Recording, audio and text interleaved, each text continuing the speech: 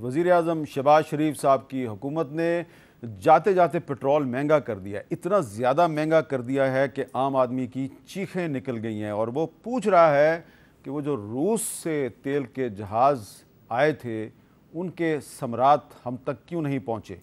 और ये हुकूमत जाते जाते बड़े बड़े इवेंट्स मुनक्कद कर रही है। आज इस्लामाबाद में एक मिनरल समिट मुनक्कद हुआ जिसका जो मरकज़ी ख्याल था वो था डस्ट टू डेवलपमेंट, यानी कि डस्ट से हमने डेवलपमेंट की तरफ जाना है। वहाँ पे वज़ीर आज़म के साथ साथ आर्मी चीफ भी मौजूद थे और जो पेट्रोलियम के मिनिस्टर हैं सेनेटर मुसद्दिक मलिक साहब, उन्होंने एक बहुत ही ज़बरदस्त किस्म की वहाँ पे प्रेजेंटेशन दी।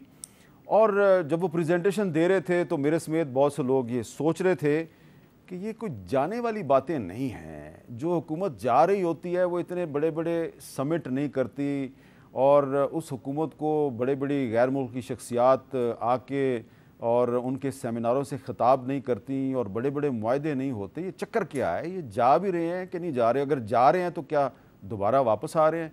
तो ये बहुत से मामलात हैं जो आप पेट्रोल की कीमत में इजाफे से घबराए हुए हैं और हम जो है हमें ये नहीं समझ आ रही कि ये जा भी रहे हैं या नहीं जा रहे। हमारे साथ मौजूद हैं मुसद्दिक मलिक साहब और उनके साथ मौजूद हैं जनाब फैसल वाडा साहब, किसी तारुफ के मोहताज नहीं हैं। तो मुसद्दिक मलिक साहब, सबसे पहले ये बताएं कि ये जो तेल महंगा हुआ तो आज आपने जब प्रेजेंटेशन दे रहे थे वहाँ पे मिनरल समिट में, तो जैसे ही आपकी नज़र पड़ी इसहाक डार साहब पे तो आपने कहा ये मेरे कोच हैं।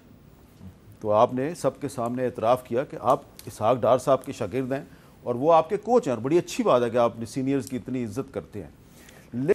लेकिन पेट्रोल महंगा होता है तो मिनिस्ट्री आपकी है, ऐलान आप नहीं करते, इसहाक डार साहब ऐलान करते हैं और फिर लोग हमसे पूछते हैं कि वो जो मुसद्दिक मलिक साहब ने आपके शो पे कहा था कि रूस से तेल के जहाज़ आ रहे हैं और समरात अवाम तक अनकरीब पहुँचेंगे, तो ये जाते जाते आपने तेल इतना महंगा क्यों कर दिया? बहुत शुक्रिया जी। एक तो वहाँ बहुत से कोच थे, मैंने ख्वाजा आसिफ साहब का भी जिक्र किया, इसहाक डार साहब का कोच जिक्र आपने किया। सिर्फ डार साहब नहीं, मैंने उनको भी कहा, एहसन इकबाल साहब को भी कहा, मैंने कहा मेरे मेंटोर्स हैं और मरियम साहिबा का भी मैंने शुक्रिया अदा किया। मरियम औरंगजेब साहिबा जी, वो भी मेंटोर है आपकी, दोस्त हैं हमारी, उनसे तो मेरी बड़ी मोहब्बत का रिश्ता है, बहन है हमारी, तो उनका भी शुक्रिया मैंने अदा और बाकी भी जो वज़रा आए हुए थे सबका शुक्रिया अदा किया। देखिए, हमारी जो तेल की कीमत है उसका ताल्लुक दो चीज़ों से है। एक तो बैनुल अक़वामी सतह पे तेल की कीमत क्या चल रही है और दूसरा रुपए और डॉलर के दरमियान का तनासुब क्या है, यानी उनका एक्सचेंज रेट क्या है। ये पिछले 15 दिन के अंदर जो तेल की कीमत है, स्पेशली जो ऐलान किया 1 मिलियन बैरल जो काटा ओपेक ने, उसके बाद तेल की कीमत रोज़ $2 $1.5 बढ़ रही है बैनुल अक़वामी मंडी में।